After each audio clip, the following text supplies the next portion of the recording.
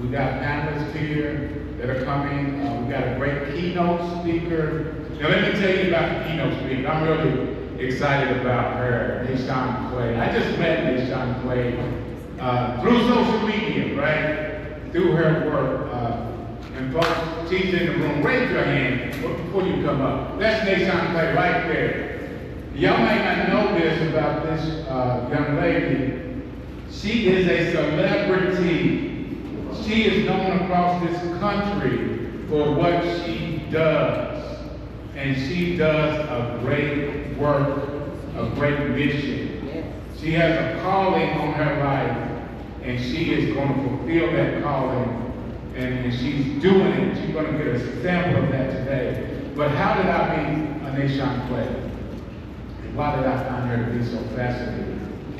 Well, I'm a researcher. As you heard Michael Joseph said, I'm pursuing a doctorate degree. Lord willing, in December I'll complete it. And as I'm deep into my research, I'm always looking for information. My heritage is growing up in this neighborhood. I've been a lifelong part of this Russell neighborhood. Grew up in Meech area, where I'm pointing in that direction. And so I have a strong affinity for youth. Youth development has been a big part of my journey. So I'm coming back to Nan. When I saw what Nan was doing, empowering young people in our neighborhoods, young people that a lot of people are even afraid of, that they won't even talk to, that all they want to do is label them, that became her calling, and she's a storyteller. So with that, I want to introduce Nan. We're going to acknowledge and welcome and thank all of our sponsors, thank all of our exhibitors. You guys need to get around the table. We're going to hear from them. We're going to have some of them come up and make announcements to you guys, but I want the room to fill up a little bit more before we do that. But you're going to get a chance to hear from Nan Clay. She is an author. She wrote a book called Shoes on a Wire. She is an advocate. She is a mentor. She works with young people in her city too. She drove here from Indianapolis, Indiana to be here with us. Home of the Pacers, right? Pacers came real close to winning the NBA championship.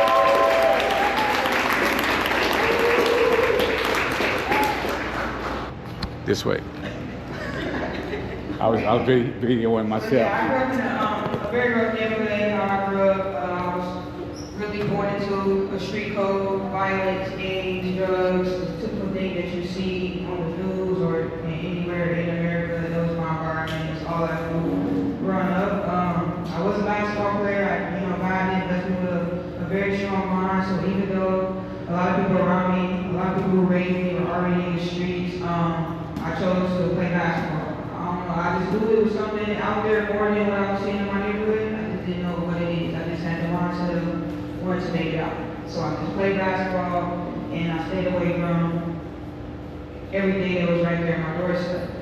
I am a YouTuber, so I go around different cities around America. I'm trying to make my way out of the country, but right now I'm focused on here in America because it is a problem here. But I go in different places, different hoods, different poverty communities in America, and I try to tell the story more so in a way that is raw, but it doesn't glorify or honor the street code or killing each other or what we see in today's time, the music and different things like that. But I do give people a voice, I do storytell, and my goal behind it is a lot of times when you come across videos around the hood, it is negative. So my goal was I started in my own neighborhood, 42nd Post Road. It's currently getting knocked down. It's called Time Terrace Condominiums, known as Brentwood. I started because I noticed it was changing. I feel like God does wake you up at a certain time, and at that time I went back. I don't know why I went back to Post Road, but I did. I started venturing on Brentwood, and I started filming. So I go to different hoods, I film. I try to share more so a positive side of it, but also allow outsiders to know what's really happening so the kids inside these communities can get help. I did work in the school system. I do work inside the school system. I work with different kids with behaviors that people can't reach, and that people don't want to deal with. So my goal is to help them believe in themselves and just do better in life. Right now, we're going to try to host a Q&A session, all right? So if you have any questions, please raise your hand. And hand me the mic over there. Yes, Bob. Hold up, you gotta speak. You gotta speak in the mic and stand up. Hold the mic. How many people are healed? How many what? How many people are healed? Are How here. many people are here? I don't know, Bobby. You might have to count for us, okay? You gotta do it quietly, though, okay? You gotta do it quietly. Anybody else have any questions? Stand up.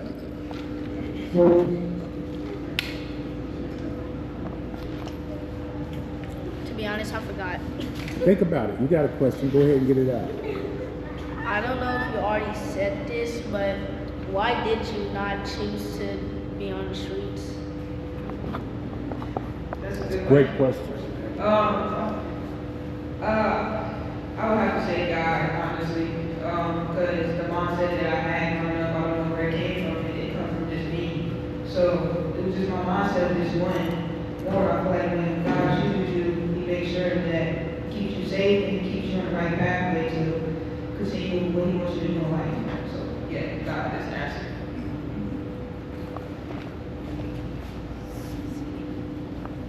Did you have any influences, people that you looked up to, or even just hobbies that helped you to stay focused on your goals versus going with the other crowd and being in the streets that maybe these children are maybe find interest in as well? I didn't have anybody to look up to in my neighborhood. Everybody selling drugs. But somehow, some way, I looked out on the outside of my community, and I did start looking into Derrick Rose, the basketball player, who recently retired. And I looked up to him more so because of his story, not because of the skills he was there, but it was his story. I saw myself in him. So when I attached my story to his, and I literally mimicked everything that he did. Like, when he got injured, I wanted to get injured. That's how I That is funny. Hello. I wanted to ask, what are some things that you do out in the community, and is there a way that people here can reach out, or somewhere we can reach out to volunteer and help you along your journey as well? I believe I'm still finding my voice also, and I'm still finding my lane. But I know just right now, I'm just advocating for a lot of kids who come from poverty communities or inside the school systems that are constantly getting suspended and kicked out, or getting put into behavior rooms, or getting punished, or just constantly having to do work. I know, like, for example, I had a kid, she was third grade at the time, and she was constantly in the behavior room getting punished work after work. So I decided to talk to her, and I have learned that she lived with her grandmother, and she was missing her, she didn't have no relationship with her mom or her dad. When she started crying, and I just encouraged her to let her know, I share my faith with her that, you know, you never know what God's gonna do. But I let her know that not everybody's gonna listen to you, but people are.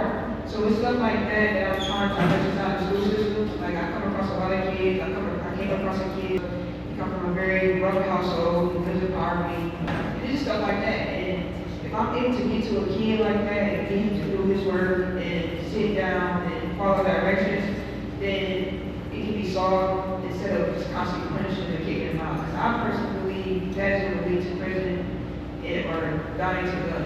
So right now, that's my main focus is changing the school systems, because I believe like the schools do have enough power. I know a lot of people say it starts at home. I agree, but a lot of us, we don't have control over that a lot of times. But we do have control over the schools, and that is a powerful source. Out of all like sports, why? Look at that question to you now. Out of all sports, what is the main reason why you pick basketball? I don't even know. I just, elementary, I was a fourth grader, I was the only fourth grader on my team. I tried out, and luckily it was a basketball court in my neighborhood, so I didn't ever have to leave my neighborhood, it was just right there, so everything was just playing that way. What is like your advice for kids in rough environments? Advice? That's a good question. Advice would be, it is going to be hard, it's going to be very challenging. I'm not going to make a lie and say it's going to be easy. It's going to be hard, but a lot of times you can't walk by yourself. I know growing up, I did walk by myself a lot. I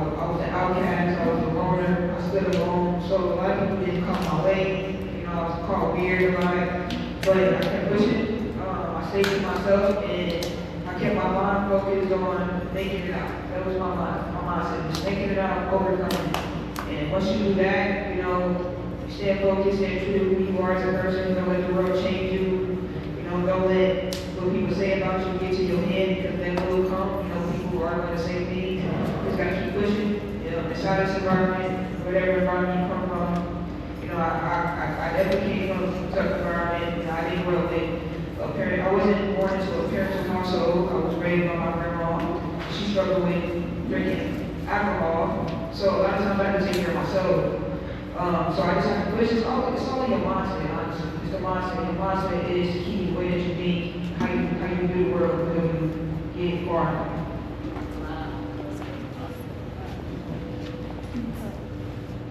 What would you say is the main thing that inspires you every day to keep going, to keep making these videos and spreading your voice to other youth? I think the only thing I'm looking for now is the youth. A lot of kids that I have came across that I am currently helping. I feel like if I didn't have it in my life, then I feel like my life would kind of be pointless. So it is them that I wake up to it for, you know, wake up for it every day. Who encouraged you when you started to keep going? Encourage me? The kids. It has always been the kids who showed me that I matter, and that at the end of the day, no matter what people say, I'm here for the kids. So it's always the kids. Stand up, Tony. I mean, stand up. I'm sorry, Zero, stand up. When you were on the streets, what did you feel like you were doing something bad? I feel like I'm something bad. No, not a lot of times. I knew right from wrong. I was very conscious of good and bad. So I made a lot of great decisions growing up. You got me here today. 2 more. Stand up. What do you love about God? What do I love about God? Saving me and allowing me to stay here today. If it wasn't for Him, I don't know where I'd be. I probably would not be standing right here for a couple of days. I'd probably be very lost, probably in the streets myself. Amen. What is your YouTube channel? Excellent question. His name's Nan Clay. He had my question too, Nashawn. We're going to close with you talking a little bit more about your channel. Let our audience know how to find you in social media, and tell us the meaning and the objectives of your hood vlogs. So my YouTube channel is Nan Clay. It's NASHANCLAY. I go to different hoods around America and I film. It's just raw stuff that the news can't really share. So I share a lot of raw things. I don't try to glorify the streets, but I also love to share a story. My goal is to really show what's really happening inside these communities. So a lot of kids who are in these schools who come from these communities can properly get the right help, and people that don't come from where they come from, that's teaching them, can understand where they come from. And really hopes to really reshape the ghettos to where it can change from what it is now to, you know, down the line become something that not really glorifying going to jail or killing each other or what we hear in music. You know, I want to be able to come to a point where one day you see a lot of kids who come from poverty communities. It's honor being successful, honor sitting in front of the classrooms, honor being a smart kid or getting straight A's and knowing that it's okay. Right now, in the ghettos, I noticed that when you're a good kid, you get straight A's, they can label you as weak, but it's not weak. Because if it was weak, I wouldn't be standing here today. So that's my goal behind my YouTube channel, is to continue to help, you know, the youth in any ways that I can by sharing story. Let's give her a hand, please. So what's up, guys? What's up? Today was actually a very successful event. I'm gonna tell y'all all about it because there's so much that came across. My battery is on 11%, so I'm gonna probably have to switch to my phone until I get home. Right now I'm at the Muhammad Ali Center that I've never been to, so I decided to come here before I leave back home to get ready for New York tomorrow. which I'm gonna be vlogging at Louisville. So stay tuned for that. But I got a lot to share because I met so many people today. I came across so many people that's creating schools. I met somebody from BMF, like Big Meech and all them. It was somebody that was really tied in with him that was there. I met him. It was a great experience overall. I'm gonna share that when I get home though. Something on my nose, no. I'm gonna share that when I get home though, but right now I'm gonna just try to share a little bit of this Muhammad Ali Center before I hit the road, head back home and start packing. I gotta go get me a book bag, a new book bag, because that one is tore. But yeah, I'm catching a plane. This will be my first time catching a plane to New York. I thought about driving. That's 10 hours, y'all. I drove to Baltimore before. I just don't want to drive this time. So I'm in the Muhammad Ali Center, y'all. Look, I don't like elevators. If they had stairs, I would take it. I wish they did. But yeah, let me put this in my pocket. I think I'm gonna get a shirt, an Ali shirt, and stuff like that. Yeah, I'm pretty excited. I've never been to like a historical type of museum or just different things like that. So I got New York tomorrow. I'm thinking about hitting up Atlanta this upcoming weekend. You know, this week is my birthday. I want to go to the Martin Luther King thing. I can't film. Sorry, I'm gonna have to put this down.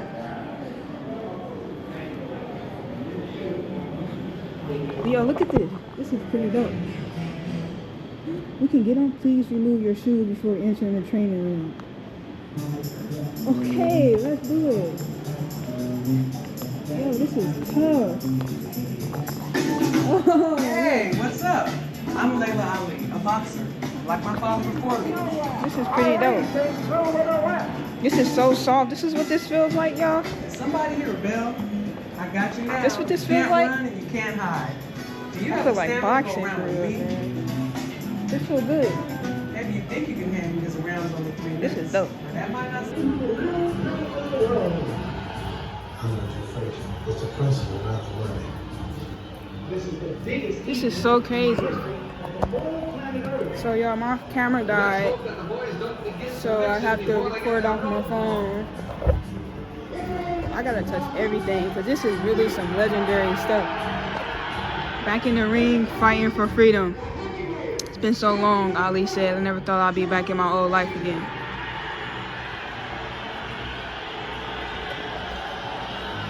Banned from boxing. He lost his title on a decision.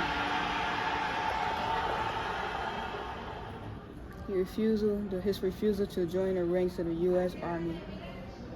The New York State Athletic Commission announced its decision to suspend Clay's boxing license. Clay refuses. Before there was Michael Jordan. I think that's so amazing to like share his original last name with him. That is so amazing. The original international superstar. I feel like this really made his journey. Like this I feel like that part of him just refusing to like do that and still stand. Yeah. I feel like that part right there really like really like put the icing on the cake for his legacy. I feel like it made it stand out a lot more. Look at these TVs. Some of y'all know about these. These was the TVs y'all had back in the day. That's how y'all had to turn it. Get up and turn it to 13. What channel? These was y'all TVs, y'all. That is crazy. I think this is the movie. Look at this.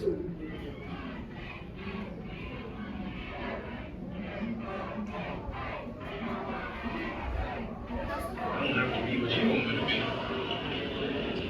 I'm afraid to be what I want to be and think what I want to think. The morning after he became this is amazing. was a kind of Look Look at this. What is this? Can we go back here? Oh my gosh, look at this cashier. This is old. That is crazy. Okay, welcome back to the video, you guys. So, as you can see, I went to the Muhammad Ali museum.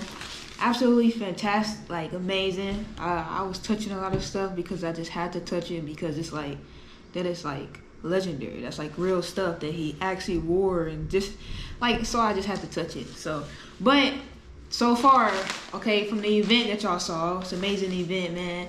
Thank you to Mr. Kevin, man. It was amazing. I had a great time, great hospitality. So probably the best nonprofit that I ever have came across so far in my life. You guys are amazing. I hope y'all continue to make great change in Louisville. I'm really introverted, so I didn't really express this like usually like in front of others, but now that I'm by myself, it's a lot better in a sense. But his name is Kevin Fields. Thank you so much. Thank you to your team. Thank you to everybody in that organization that came out, that listened to me. You guys are absolutely amazing. It was the best time of my life. It was great hospitality, and the event was a 10 out of 10. You guys did absolutely amazing, and y'all are really making an impact inside of Louisville and here in Indianapolis. You know, as y'all reached out to me, so now we connect.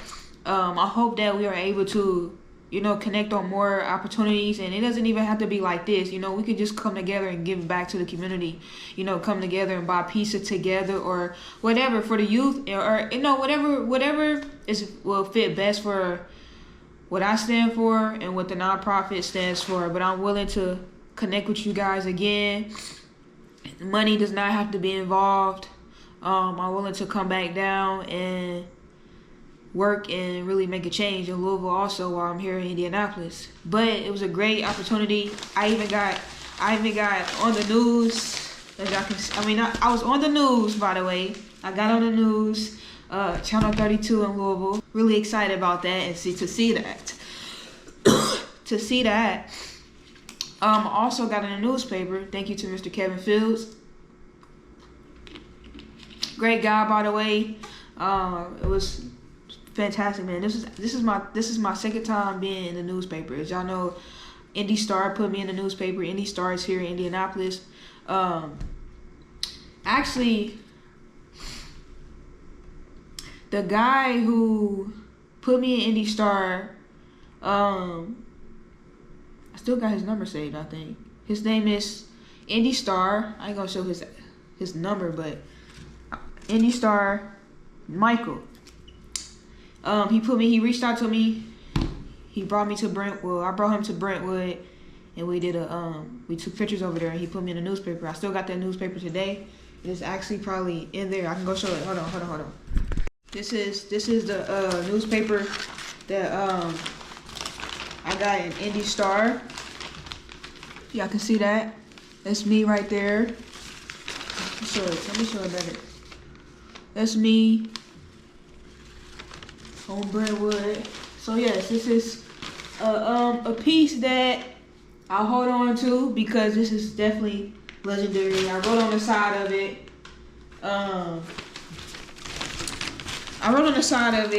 To give to a kid when my time is up here on Earth.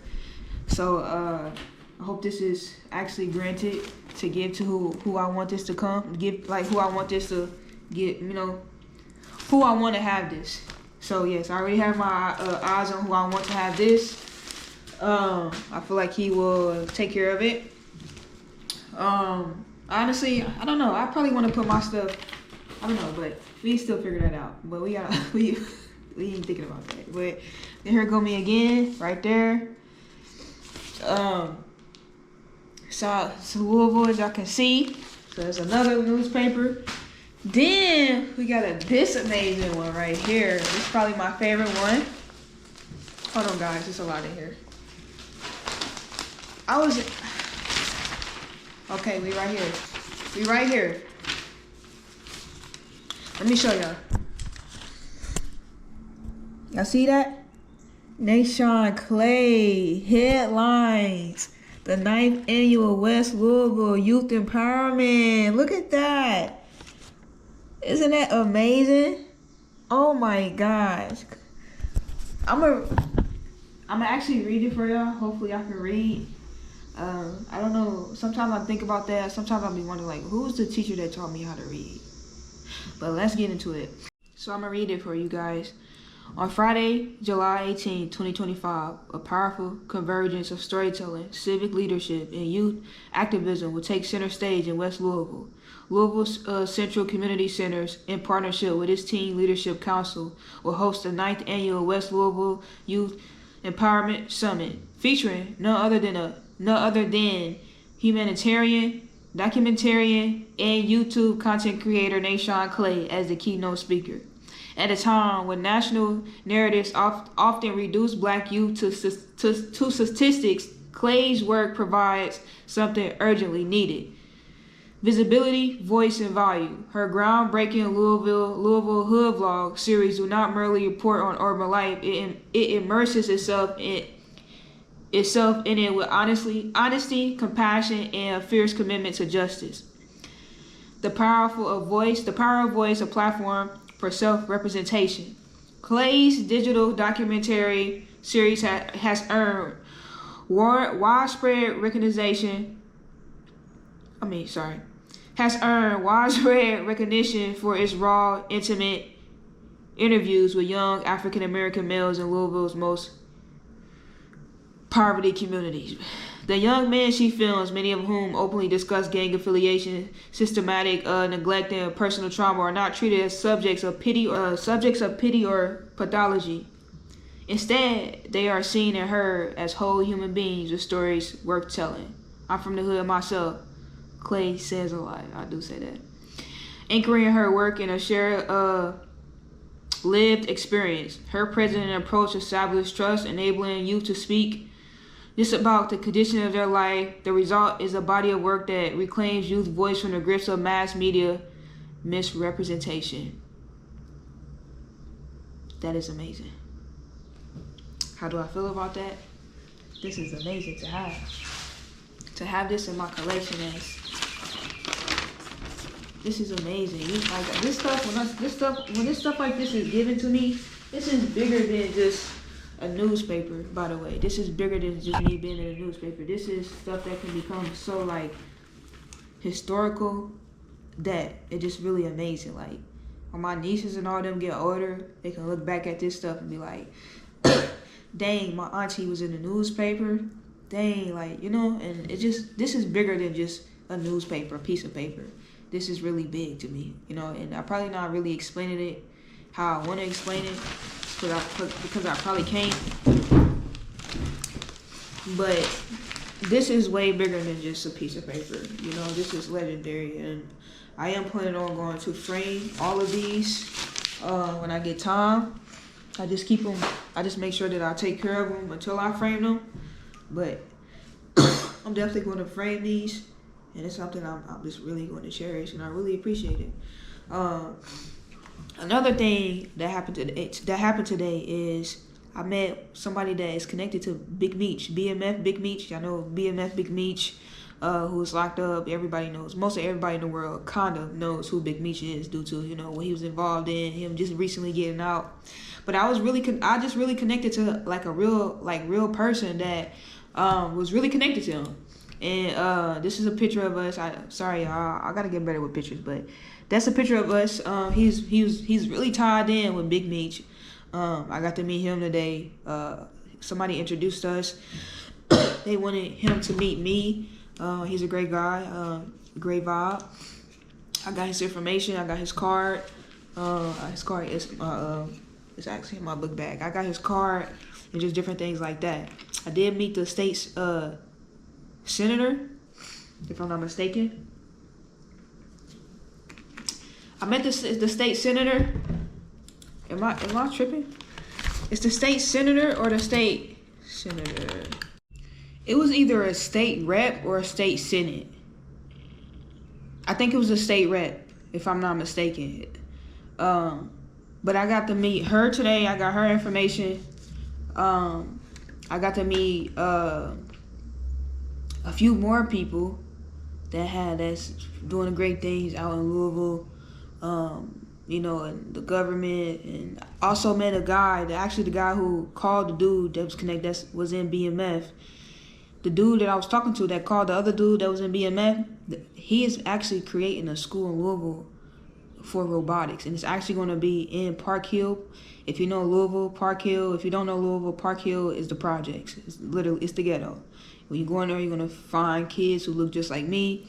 And you know that the media kind of portrays in a sense, but he is creating literally a school of robotics, and I feel like that is amazing. I was very inspired by that because I have one point thought of creating my own school, but I was going to design a school more so for kids who people can't reach, that have behaviors that constantly get suspended or put out because of the gift that I do have to be able to reach them, to understand them, and to meet them where they at.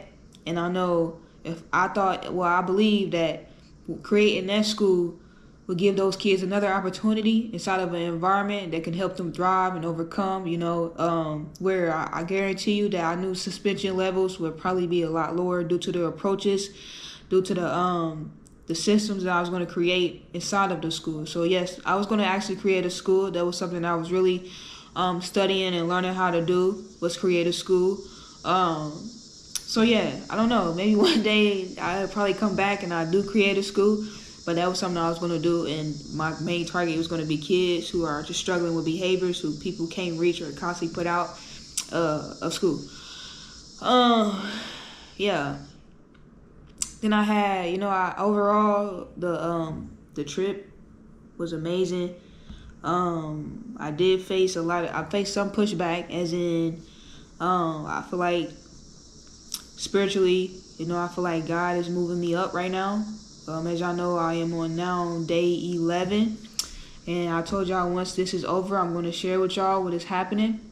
In day 11, a lot of things has changed, where God, no, I'm gonna say that. I'm not even gonna get too deep into it because now I'm just going off my head, and I don't want to do that. But a lot of things is, I don't know how to explain it, but I just know I have a book coming out. And once the book is out, you'll be able to read days 1 all the way to the last day. But I know today is day 11. I haven't wrote on this day yet. I will when I get back in the house. But today, the event was amazing. I went to go to the Muhammad Ali Center.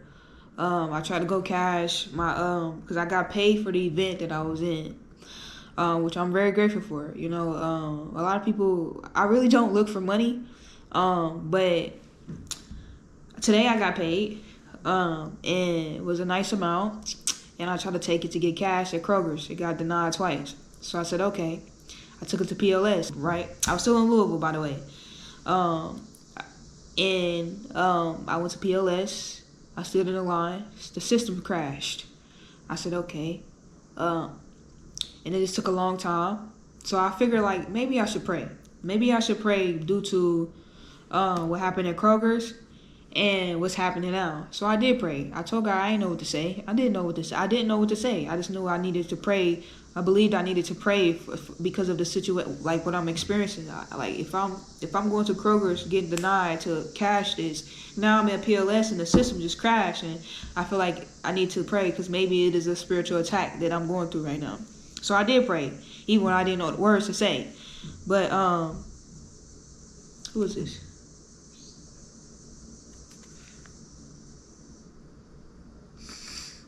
So I did, but so and then I got to the counter. Once I got to the counter, it was my time.